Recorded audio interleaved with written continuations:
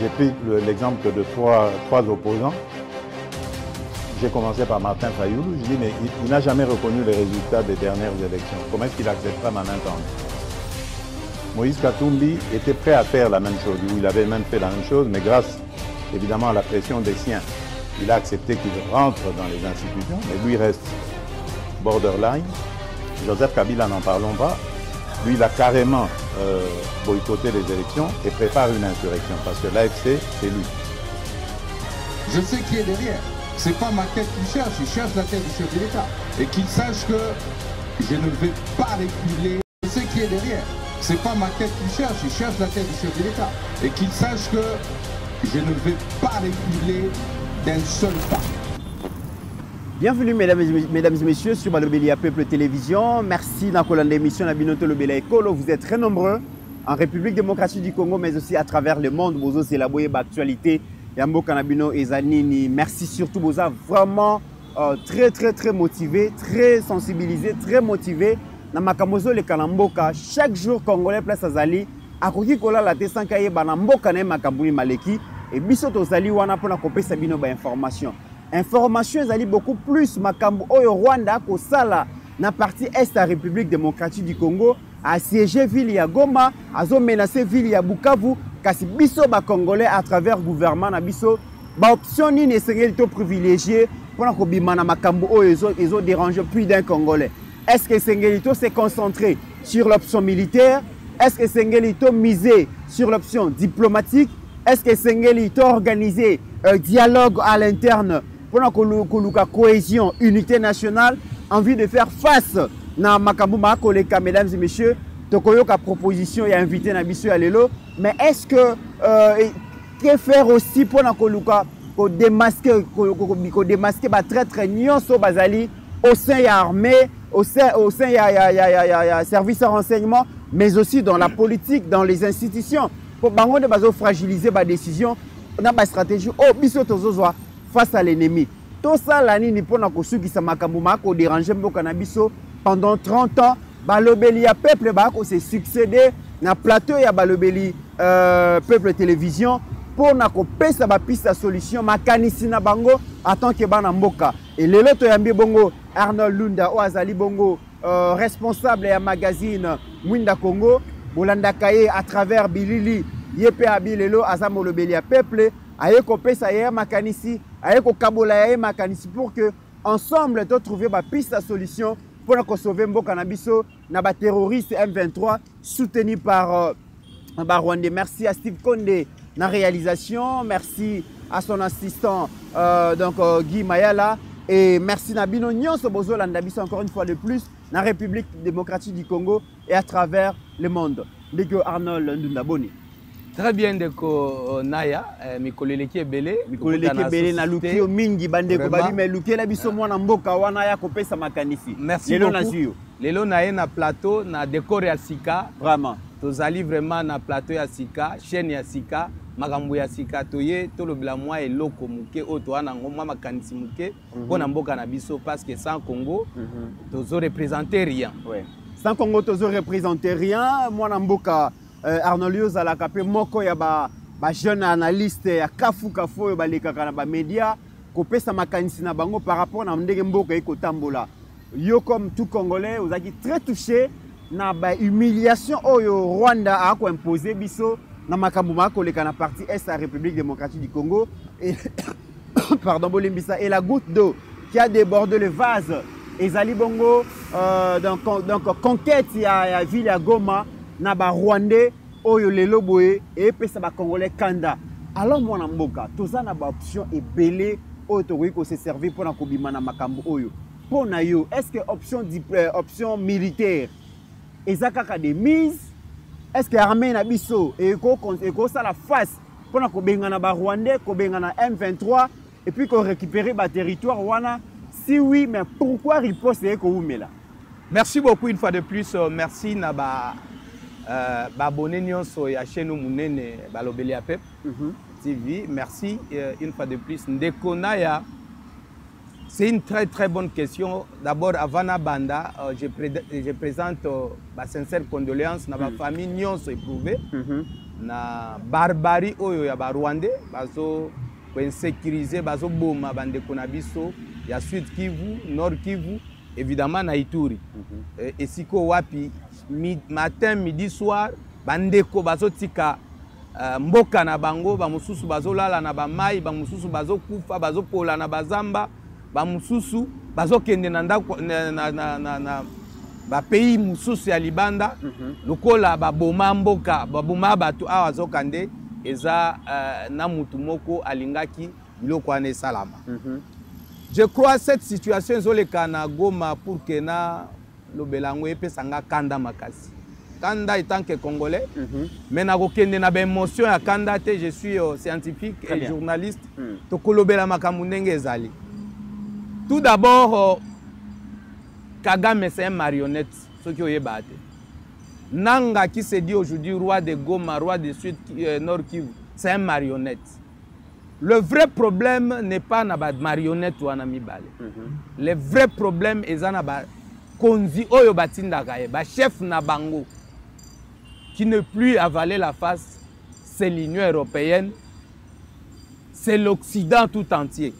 Batoua nande baza la base, ya malheur, les lotos ont traversé 30 ans, 3 décennies où les Congolais meurent matin, midi, soir. Option, basbimisi belé, option diplomatique, option militaire, option non.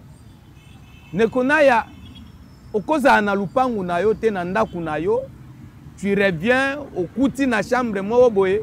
Un voisin aya koti azo égorger mwana na yo yo luka ozonga ovando lobi mama to sala nini pour que to sauver mwana na biso to solola nanu to benga ba voisin na mususu non ba pays nyonso za scientifique eza régi na droit international ya ko protéger ba frontière na bango nyonso. Au cas où Rwanda meki, biso eloko liboso, option liboso, nous ne sommes pas dans les négociations, nous ne sommes pas dans des options, il faut te protéger, mabele, nabiso. C'est ça la première solution. La première solution, c'est de sécuriser mboka nabiso, intégrité territoriale nabiso. Depuis 1960, tu as eu la frontière nabiso, biso na Rwanda, tu as eu place nini tokabwana, na Uganda, na Angola. Donc, ma belle nabiso nyon si fait ça la sécuriser na ba force de sécurité congolaise.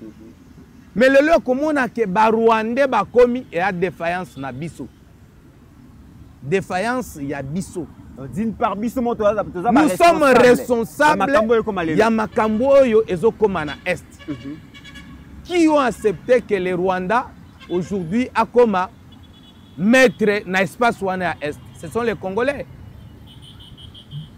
De combien tout se fallait faster. Vous savez que dans Mboko Yotozala déjà na chef d'état-major un Rwandais. Mais tous les lots sont surpris dans Magamoué Kana Est.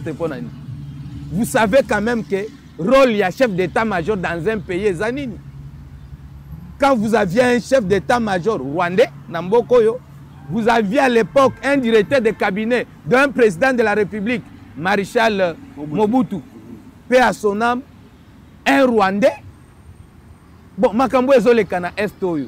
Ça fait combien de temps ces gens-là étaient des grands responsables dans de grandes institutions, dans des postes stratégiques à Mboko? Ça fait combien de temps? Plus de 3 décennies. Et quand ils étaient là, ils avaient quelle mission? Le service à renseignement, tous les conseillers qui entourent les chefs de l'État, les gouverneurs, ministres, donc, sous le plan des options, c'est tout d'abord la RDC doit faire tout pour protéger ses limites, ses frontières. Effectivement, la RDC Tokokende na makambu ya diplomatie nanu te, tokokende na makambu ya dialogue te, tokokende na front militaire, ba force sécuritaire na biso, ba sécuriser nanu lupangu avato solola. Makanisi oyo zalango mwana mboka Arnold, les alliés makanisi oyo kabwami mingi na bayi congolais. les Congolais baza na posa ya bitumba. Baza na posa que armée vraiment s'imposer et faire respecter la souveraineté.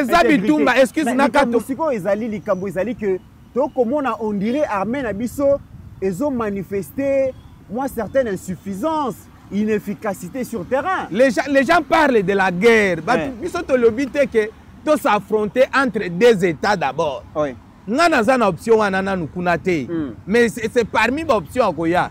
Ngana zoloba les forces de sécurité na biso tozana ba ANR to ana na FARDC to ana police to ana ba nyonso ba défendre d'abord mboka na bango to déclarer guerre na mutu te mutu mo akoti na lupangu na biso tozoyeba ete identité neza eza douteuse makambo azosala azobomba bandeko na ngai banani nyonso yo kosenga te ke tosolana na voisin tosana tobengana nanu oyo tomoni sur terrain. Et ensuite, on va voir, il faut total la mutuana côté liwapi pour engager maintenant la poursuite tina libanda côté Aouti. Mais difficulté. Alors, le problème se passe dans l'armée. Voilà, dans l'armée il y a la trahison. C'est pour cela que je vous ai dit, on avait dans ce pays un directeur de cabinet de chef de l'État, un tout puissant maréchal Mobutu qui était rwandais, qui gérait les stratégies sécuritaires en Mboka Oyo. Vous savez combien des renseignements combien d'infiltrations à Mbokoyo. On avait un James Kabarebe, chef d'état-major à l'arrivée, il y a Afdel. De la même manière, ils sont en train de manipuler Nanga. On dit à Moussé Laurent Désiré Kabila, Tokei Kobengana Mobutu, Tosaliboe, Tokosalaboe. Derrière là, c'était le Rwanda, Ouganda, Nabatu Nabango, Basutenabango, Union européenne, les États-Unis. Bayewana, lelo erbaya, Moussa go comprendre que ba piéjaye, ba télé ba mini, tozaki na chef d'état-major ndeko. Mais tout ça a infiltré armée na biso. Era infiltré armée na biso. Boye go sala soki brassage, soki nini bobenga ka le terme technique mixage, brassage. Tous ces gens là ba kota bazawa, ils sont des bazaba généraux, bazaba nani. Je vous dis qu'en matière de renseignement, je ne suis pas spécialiste, mais je suis observateur, voulais-je dire, dans le domaine ouana. Vous savez, les États-Unis, l'Israël, abandon infiltré, ba Hezbollah ouana, fi na bambo kalibanda, ti akenda go créer entreprise, ba créer ba biper oyo bando exploser pour que bazwa contrôle ya communication anani ya mouvement na Hezbollah. Alors, Rwanda yo kanisi eratinda James Kabarebe comme chef d'état-major. Asa une mission, c'était d'infiltrer l'armée congolaise, le pays tout entier, dans le domaine nyonso. Alors, par conséquent, Batouana, Bazébélé. Et pourquoi je me pose toute la question chaque fois? À chaque fois, il y a promotion de grade. Les militaires au Bazouagaba grade de Belé, Bazaka un espace soit téléphone. Pourquoi? Question est awako outiko dévoiler makambouana que James Kabarebe Bisengema Nyazara directeur et cabinet président Mobutu na Roubé Roy et tous ceux-là qui sont venus basala musala vraiment pour infiltrer armée, administration, renseignement, police, tout. Maintenant que tu es bien, tout ça la ligne pour se défaire na biloko wana. En politique, Balobaka diriger c'est prévoir. Les chefs de l'État, je crois, traversaient 30 ans d'opposition. Ils savaient, c'est parmi les choses qu'ils dénonçaient dans l'opposition. Quand il était à l'opposition, moi je l'appréciais beaucoup, hein, très beau. Donc je savais que Azan ba information. Maintenant, Azan a dilemme mokondeko. Tout le monde a solo. On a dilemme face à dilemme que beaucoup de ces gens-là ont infiltré même l'espace présidentiel. C'est que non, parce que Makambo est en normalité. Est en normalité. C'est-à-dire parmi les décisions, le chef de l'État a ça, confiance. Est-ce que vous pouvez imaginer na mandat moko chef de l'État a changé, chargé à conseil spécial en matière de sécurité combien de fois? Au troisième fois. Troisième, 3 ou 4e fois. Oyebi chef de l'État a changé combien de directeurs il y a service à renseignement na mandat nae? 3 fois déjà. Mais mapa, yo osa intellectuel. Quand un système est tourné, à un moment pas ekatani. Suite nangwe zani. rupture moko eza vide moi c'est créé vide wana en matière de gestion à l'état ça coûte cash au pays. Il y a un problème sur ces points là, il y a commandement, il y a sécurité. Bateau et belé chef de l'état opé sa confiance. Bazana vision a été. Alors les chefs de l'état devaient se constituer d'une classe politique nouvelle. Oyo à cause de la réellement bazaba patriote, bazana confiance naie. Ba koki kokufa pona pays, ba koki kokufa pona nani mo oyo ba accepta qui a honoré président de la République. Il faut ça lango, ce n'est pas tard. Lelo ezateko bon parce que 5 ans l'équipe parce qu'aujourd'hui ça devient dangereux. L'année ici, le deuxième mandat devrait être le mandat de développement. Le chef de l'État se trouve devant une situation sécuritaire qui va nous prendre des années. Même si aussi la mégozoaba année. Les gens devraient comprendre ça. Alors, ceux qui, nous avons un système de communication actuellement dans la classe politique, ministre, nous avons 3 fronts. Front diplomatique, front sécuritaire. C'est une pire distraction. Okay. La seule chose, mettez le sérieux en armée. Dénicher, c'est facile. Les services de renseignement à Mayele. Personne ne dit que ça l'a gâté, ça l'a gâté. C'est difficile. Oui, c'est facile de nettoyer aussi cet appareil-là. Pour que, l'armée rwandaise, mon cher Eza, 12 000 hommes, 13 000 hommes. Nous avons plus de 100 000 et quelques hommes. Atabaza infiltré, ceux qui c'est facile, aussi ça makambouana. Eza chef de l'État associé na bato balingi mboka.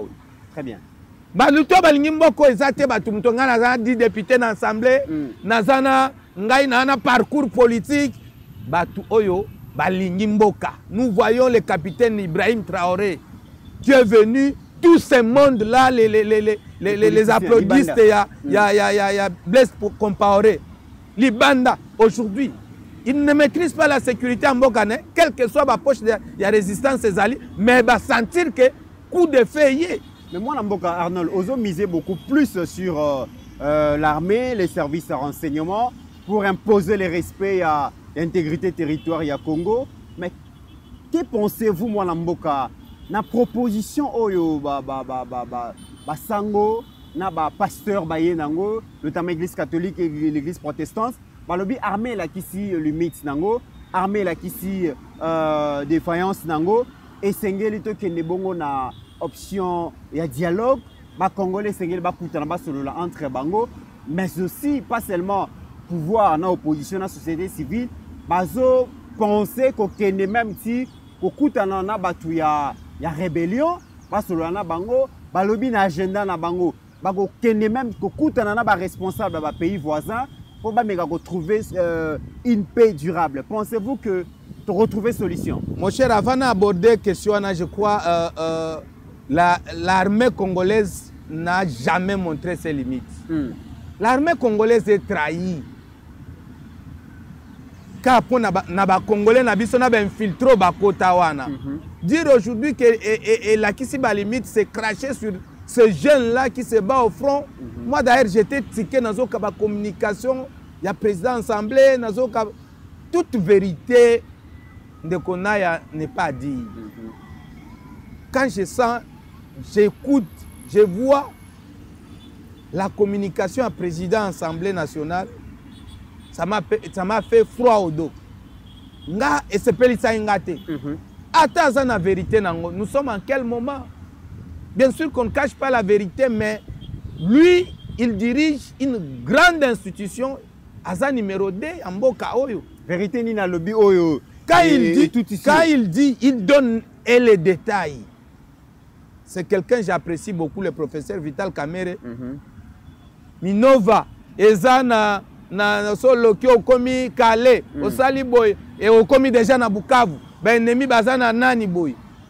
Bana wana bana minduki. Parce que ba soda bana ba téléphone, bana ba radio, atanja mibonga nazo sala nini yao. Nga nazo sala nini yao. Donc na yako kufa pamba.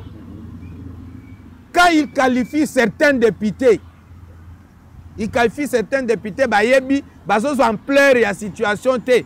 D'abord bamsou bayebi minova te. Bamsou c'est grave. Et pourquoi cette séance plénière, il y a crise, devrait être en direct à la télévision?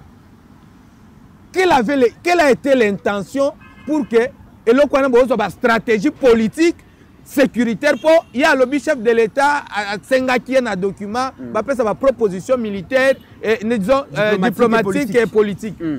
Pourquoi vous transmettre en direct à la télévision? On va une transparence. Non, la sécurité n'a pas de la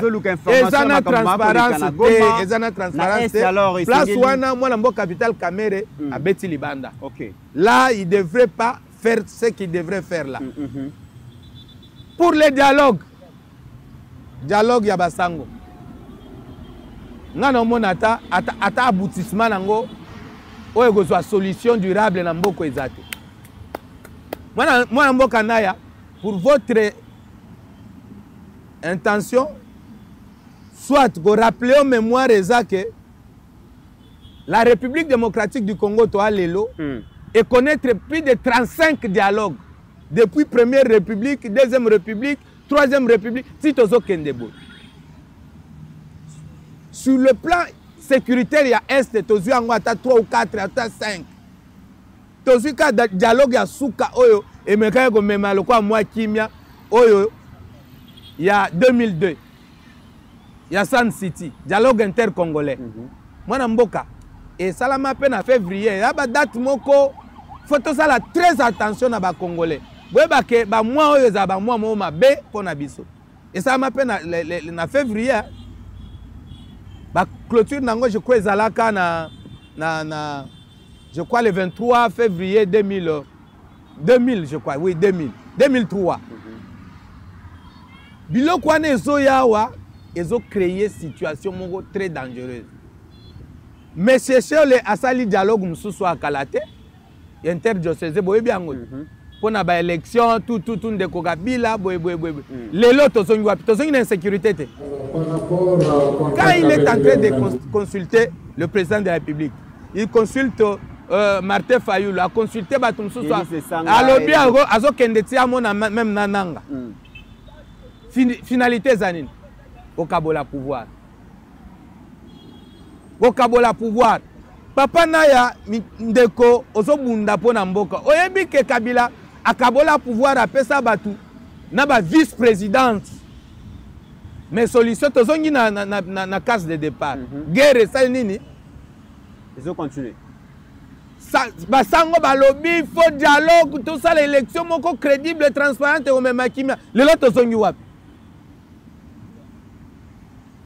Cette histoire et va aboutir na solution moko durable te et go kabola kaka ba poste bobengi nanga akomi vice-ministre anani bobengi Willy Ngoma bobengi nani Frank Diongo yoki Frank Diongo mamwazo senga batwana nyonso il cherche que se retrouver, il ne cherche pas le bonheur du peuple congolais en matière de sécurité au pays eza agressé na est yo kanisi soki boke kuta nanga nanga ozana agenda nani ya Kagame va lui dire tout ça yo pondi ma dialogue wana il faut ça la boye il faut ça la boye il faut ça la boye. Moi je ne suis pas là. Le seul dialogue doit être institutionnel. Tu en as un grand notable à Kivu. Nous avons Vital Kamerhe qui est leader là-bas. Nous avons Ememboji. Nous avons Nani Bahati Lukwebo. Tozana Moindo Nzangi. Tozana Julien Paluku. Tozana Batuana Nyonso. Bavanda Baebsa Biso. Basololaka. Nini entre bango. Parce que ça biloko ya ba na est wana selon ba information belé to anango to zoaka to ba journaliste. Beaucoup de leaders ont des groupes armés na est. Ils ont même pas moyen de survie politique na bango. Mais comment? Et batongo kaka chef de l'État, bangonde kaka bazala kaka, ba ministre, bangonde bazala mayele, bangonde ba député, bangonde ba sénateur. Pourquoi? Ça doit on a invité na moko wa lobike. Ata bozu ba chef coutumier abandundu bomemi bango kuna, ils n'ont pas un lien. Na mabele. Na mabele. Kamerhe, Bahati, Moindo Nzangi, Batuana nyonso Bapaluku bovanda binon bovanda nanu bomemela chef de l'État boyebisa eke Batuana babenga bango banyarwanda oyo bazolo bake nde baza persécuté et voulais-je dire nananga comme défense na bango bazobunde bango baboma bango bo vivaka ndenge nini bitakwira baza wana ceux qui bolobi dialogue intercongolais po nani Frank Diongo azali banda afana zonga il faut botongela ngana ndaku nanga babuka il faut le Congo va gagner quoi dans ça? Frank Diongo n'a jamais eu un poste na mboko. Kabila Fazonga, Katumbi Fazonga. Martin Fayulu n'a jamais été comme dirigeant na mboko. Na ba dimension nyonso atika ozata poste moko te. Adolphe Muzito n'a jamais eu un poste na mboko. Qui? Ndeko Nanga, Ndeko Basango, je les respecte beaucoup, Ndeko Nabiso. Cette idée-là, elle est bien. Nandenge, Obino Bozo Salela. Mais pour retrouver solution dans Mbokoyo, c'est les Congolais d'abord. Le chef de l'État doit mettre Batue Bele Libanda. Et il faut que Boma Bango Ndenge Mtualobi. Il faut éliminer Bango Bakende pour que Mboko Kende Liboso. Bozo Kanga, un colonel Nassim ya Rwanda, Azoli Ango. Mais problème, il ne faut pas filmer Ango, Basoda Boana front. Il faut que les quand même la moko maramwe sili maramune sili le bien ba obenga ba gozoe susute. Erba goloba droit de l'homme à wapi. Israël aujourd'hui est en train de tuer combien de milliers de personnes pour que Yaza na sécurité. Est-ce que aux hommes qui basango erba govan sabatu les traîtres là quand ils vont venir na dialogue ils vont montrer leur face. Papa et à cause de la recommencement, nous allons sacrifier ce pays. Très bien. Mais aussi que le Belo Komoko Bitumba Oyo, c'est la communauté internationale à travers le multinational. Ne ba komene biso Bitumba wana. Mais RDC pas kani maboko te to comme on a à l'international. Comment est-ce que tous s'activer Mokonzi Mboka à cause de la réunion double réunion à SADC EAC lobby na Tanzanie à cause de la wana. Vital Kamerhe, Biso Lelo, Aza déjà au Maroc depuis lobby, pour participer à la conférence des présidents de l'État africain atlantique. Qui, Madame Thérèse Kaikwamba, Azala qui bon à Parlement européen, Tomoni Bongo, Patrick Mouya, vice-ministre de la Justice, Baza Bongo Soki na Genève, Soki Wapi, Didier Mazenga, Azana Guinée. Mazenga, Azana Guinée, tout comme on a à l'international. La République démocratique du Congo s'active, mais tout ça, la ndengeni pour faire plier aussi la communauté internationale. Tout ça, la nini. Et à la dépense, il y a un moyen inutile. Et ça inutile. Très inutile. Moi, je crois que nous ne pouvons plus donner la confiance dans la communauté internationale. Existe à Nango Pelisute. Existe à Gate, existe là où il y a leurs intérêts. La communauté internationale n'existe plus. Place d'intérêt dans la communauté internationale est bimi. Mon frère, je salue tout le monde. Je salue le ministre Wana Oyo, Baza, Mouyaya, au front, Nani, Thérèse, Didier Mazenga, lui-même le chef de l'État. Mais, et quoi aboutir Nani? On a vu dans ce pays Ndeko, qui est aujourd'hui député national, ministre des Affaires étrangères, Nani, Ndeko, Ndeko Nabiso, le ministre Cheikh Kitundu, dormait dans l'avion. Diplomatie, diplomatie, diplomatie, diplomatie. Le loi à Qatar, lobby à New York.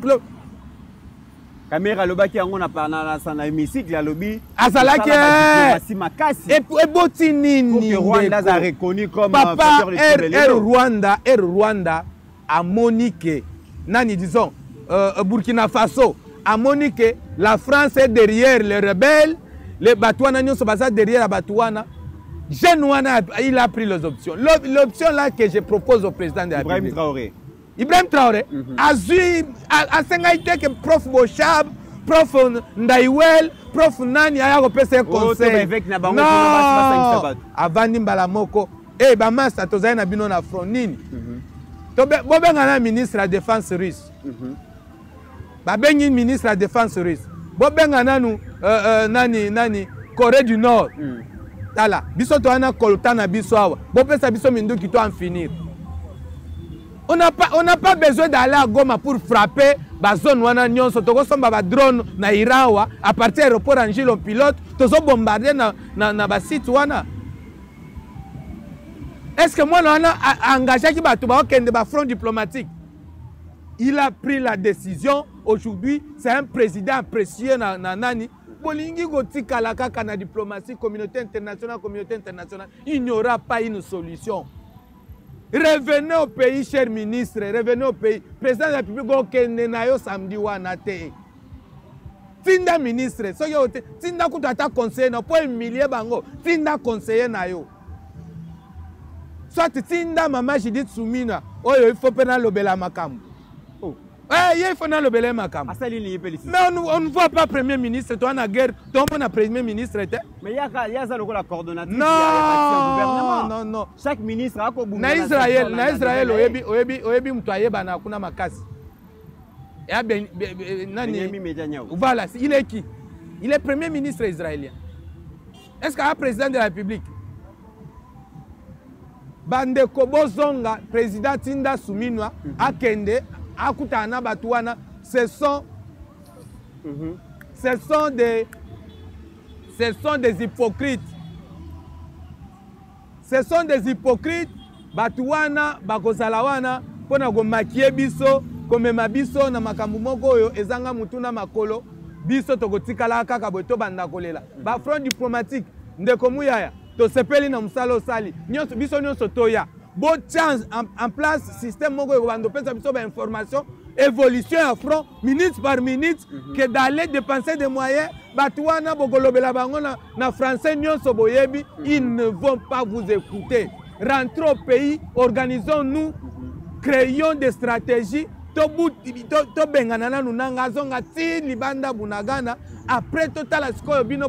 on ne négocie pas au moment où il y a notre parti à pays géré par les étrangers. Nous allons négocier quoi? Très bien. Alors, question à Soukamou Namboka Arnold. Les lobos et Bitumba Oyo Rwanda Zomene Biso, est-ce que les Congolais ont l'amour qui n'a pas pongi? Est-ce que les Congolais ont conscience? Est-ce que mobilisation tous azimuts et ça bon on a sima ya FRDC?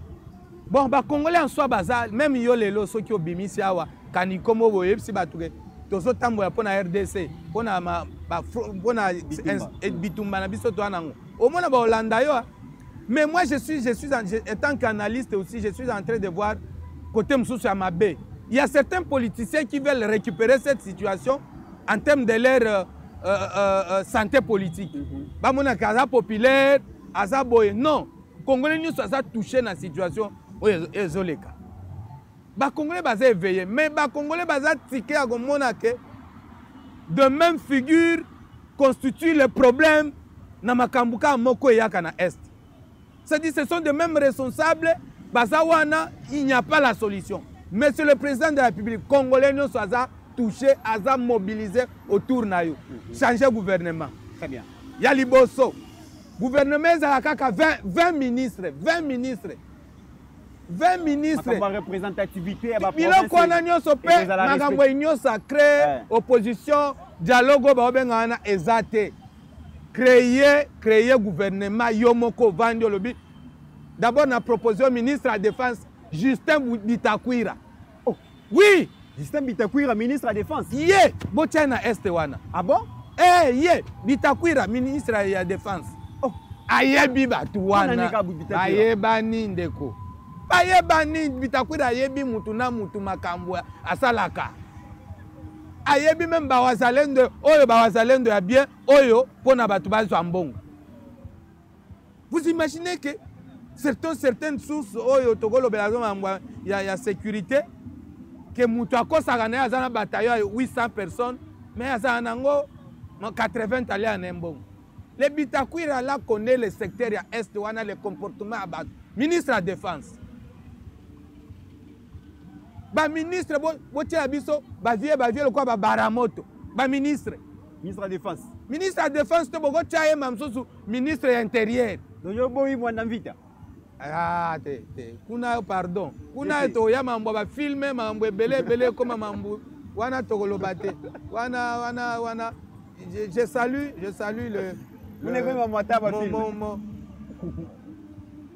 mon grand frère papa Nabiso je crois à l'objet que c'est chargé à communication mais ici on parle du pays et on est déterminé token de magamto silisa c'est-à-dire 20 ministres tout le cas de réduire et tous les ministres ne devraient plus se promener dans ba Prado. OK. TX. Bango nyonso pesa bango banani baketch. Batamwa na baketch. Pas question de waouh no ba suite o banini. Réduire tous les policiers bazo autour da ba ministre. D'ailleurs, ça rappelle l'insécurité. Donc, l'insécurité, mon côté, président de la République, réduire le train de vie à l'institution, président Traoré à Titen. Toutes ces choses-là, les Congolais sont comme un peu révolutionnaires. Pour être tout le monde na Corée du Sud, au moment où il y a un ministre qui ne fait rien, alors les cas, on a 3-4 dupes. Il y a nini 70 policiers pour ça na bango nini. Très bien. Réduisons tout ça biso no soto zonga to tchama bolongo na se to zwa to pesa bana minduki to futa bango mbongo régulièrement. Rwanda a résister. Voilà. Car sur le plan communicationnel na sukawana o batu bazoloba. Wana na lobela avec tout le respect le président c'est ça. OK. Vous imaginez que la ville de Kinshasa a plus de 12 millions d'habitants. Et que chaque Congolais par jour au azana TikTok wana atabatwana bazana ba fake news wana biso to créer que 10 millions de Congolais chaque jour ba posta banda midi soir banda na statut banda na fil ya actualité na bango na ba réseaux sociaux nyonso contre Rwanda. Soyons les 100 millions to 50 millions fait ça. Atabaye na ba fake news na bango et vous a dilué. La stratégie de communication n'est même pas il faut un professeur na ifasik.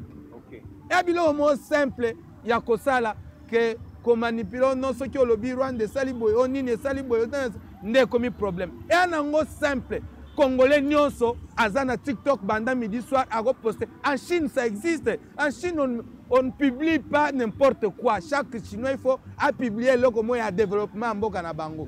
Aujourd'hui binaire botala na TikTok na Chine. Yo mona les chinois zo like ça sima mu Congo. O mona les chinois azo like ça zo bongisa soki boy. Na Congo ba l'exerani na TikTok. Baba luka simati. Baba ndaka boy après baba luki boy. Na yeba ateni neza na sima. C'est pas possible. Nazo yebso solo. Biloko wana nyonso soki to interdire to mobiliser TikTok a Congo mineza eta na kota soki amitale longi soki amitale longi abaluki boy abaluki boy richesse moko za na sima kuna etali bango tandis que mboka eza na problème si cette stratégie simple kaka ya na ngoti ya kosalela ba colloque ya kobenga parce que ye akoma obenga ka ba responsable ya ba média na bité ba média ngo ka bango nde baza influent biso za influent te to yokana te to ya te poto pesa proposition wana. Très bien. Il suffit chaque Congolais le matin se réveille, papa et l'oga liboso, c'est comme un Israël so boti mwana po yeba kombo ya tata na fa yeba nanu kombo président na mboka na bango. Très bien.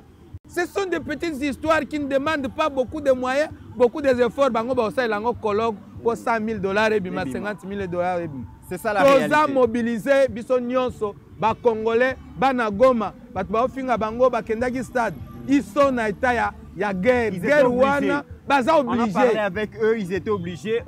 Obligés. D'ailleurs, je vais retrouver cette image. Nakati wana ta meeting et Sili, bazoyemba Tshisekedi du président. Voilà. C'est-à-dire que na Goma bobo tenir ba on regarder, ils n'avaient pas le choix face à l'oppresseur. Donc ils n'avaient pas le choix. Voilà. Ba Congolais ndenge to na guerre boye kozala na esprit ya ko stigmatiser baninga te. Voilà. O ye azana ni boye, ye azana ni boye. To ye ba to fungola misu bien sûr, mais to zala na tolérance, to soutenir président de la République, na to soutenir pays d'abord. Parce que batum mususu na mona ba obanga ka président. OK. Parce que président zawa na président, mais pays batiki. Le bien pays on va soutenir d'abord le pays, on a un chef de l'État. Yo discours. Yo discours. Nous, les ressortissants du Congo central, nous, yo Herbino Bobeleli Kana, to Beleli Bisonio sur la télévision, de Moni Mouké Mouké Bakomo ça va communiquer. Et il y a flatterie. Quand tu lis le communiqué d'intention, on va flatter le président de la République. Voilà. N'a clôturé que le président, nous demandons un gouvernement d'urgence. Il y a 20 ministres, pas de vice-ministre et tout. 20 ministres, gouvernement à guerre. Oyoke, frais d'installation, dans le cabinet, na bango. Oyoke, ministre a gotambola na jupe te, a gotambola na cortège te, a gotambola na ketch ya sika. Et à $4,000 na sendu. Oyoke, ba directeur à cabinet, attend ba vélo, togo kende. Ça c'est grave ça. On doit nous sacrifier. Je te donne toujours l'exemple à Traoré. Era commis. Alobi, mituka gotambola armée zate. Alobi bo tambola na ba institution nyonso. Ba konsebele ba koma 25 mutuka sika ba 25 na mabanga. Bo ba déclarer ekufi ya somba ngwacha ba pine bando memele makala na kikwiti.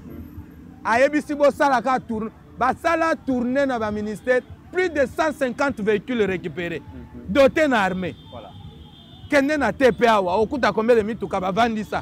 Président de la République makamwana nyonso, il faut ça là ngo. To lingini susu biloko kende zongate ba ministre tout batambola na ba ketch. Ba ketch ya $4,000 magamusu so ministre atamwa na cortège to mona yawa te. Mais fort de guerre yango wana. OK. Traoré asali yango atuni conseiller à papa Mogombo était atuni diplomatie soki eutaki boye te akenda kokuta na Poutine te avandi abengi bana mai bazana bango na front ta tobeta boye to kende Russie to kende Corée du Nord drone to démarrer yango na aéroport en Chine et que beti. Très bien. Mesdames et messieurs, voilà. comprenez l'émotion et à moi l'amboka Arnaud Lunda très remonté, très fâché. Ndenge to yebisa kibino plateau spécial à balobeli à peuple lelo. Vraiment, invité, sillonner, invité, se succéder. Tout le monde doit parler parce que ça, les Kambouya Congo. Ce qu'on a dit que ça, mon peuple, le plateau est ouvert à tout le monde. Merci à Arnold Ndunda. Que c'est la première fois dans le peuple, mais ce n'est pas la dernière fois. En tout cas, à chaque fois que l'actualité est en présence Nabino, beaucoup de gens sont Nabino. Merci beaucoup, Ndeko Nazane Sengo Makasi.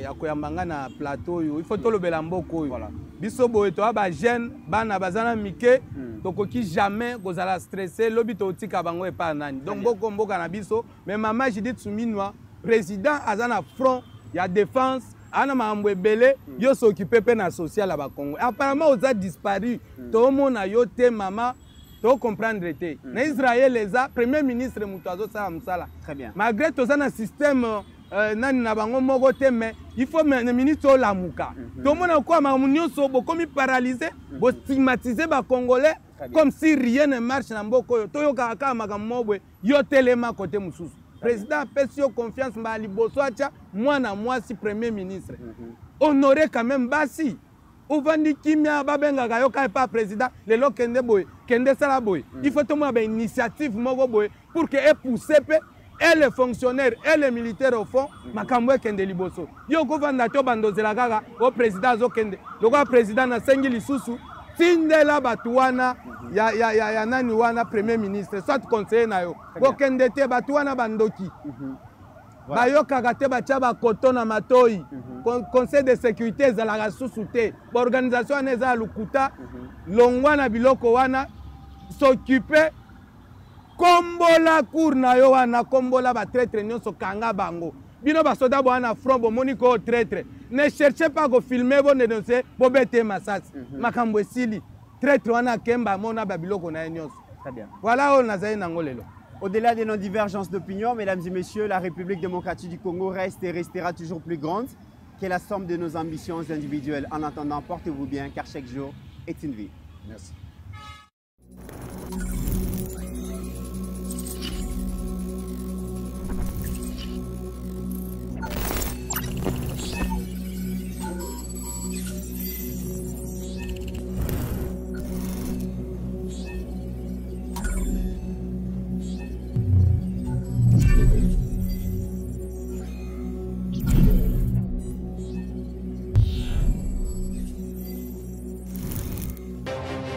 J'ai pris l'exemple de trois opposants.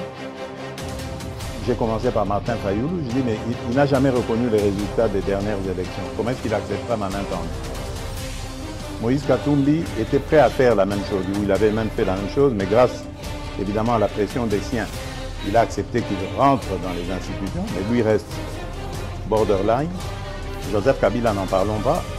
Lui, il a carrément boycotté les élections et prépare une insurrection, parce que l'AFC, c'est lui. Je sais qui est derrière. C'est pas ma tête qu'il cherche, il cherche la tête du chef de l'État.